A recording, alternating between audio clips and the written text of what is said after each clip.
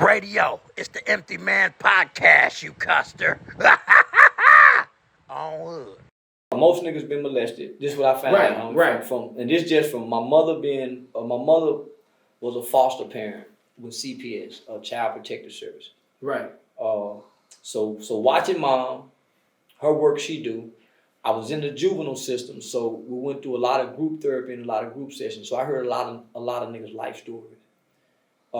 And then growing up to work on capital murder and death penalty cases, with public defender's office and criminal mitigation specialists.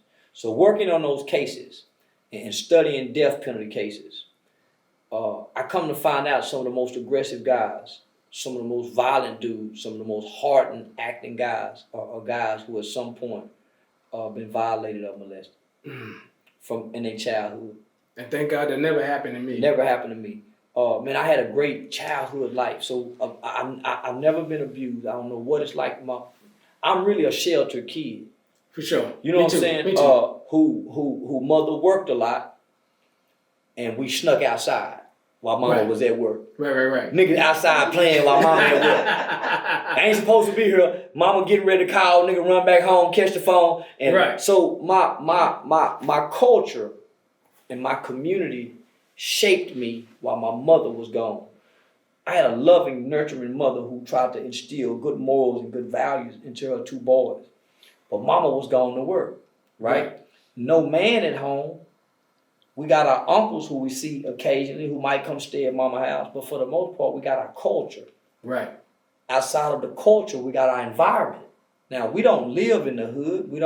But we got access to what's out there without our mother, meaning no parental supervision. So I can walk and go see whatever. My brother gone one way. So I was learning in the streets while my mother was at work, providing a wonderful home life for her two boys. Right. So I'm mimicking our culture. So as a kid, I'm mimicking what I saw on television. Right. I'm acting out what I heard in lyrics because I don't see this in my real life. Right. Nah, man, we walking on marble floors. We pray before we eat. Right. Take a bath every night. Right. I got my own room with a desk in it. So my mother is a God-fearing woman. Yes, ma'am. No, ma'am.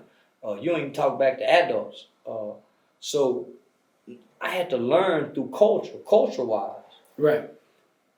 So when I went to the streets, you have to keep in mind, homie, we're so young, everything impresses us. Mm-hmm. It's easy to persuade our eyes. Right. So for us to open up our ears. Right. That's where they get us, the young, impressionable mind. Right. So when I leave out of mama's house, gangbanging is just starting to come in. So we don't get to see it because we ain't in the hood. But when we go visit our relatives and spend a night at them cousins' house, right, that's where most children pick up their inappropriate behavior, is when they go spend a night elsewhere. They go elsewhere, right? Because other places don't hide what your mama hide. Right. You see what I'm saying? Right. Other people don't believe what your mama believe. Right. So they're going to go against the things that your mother teaches you. For sure. Especially your family. For sure. What's cracking, motherfuckers? Crip Mac. And you rocking with the Empty Man Podcast. Don't see no custer.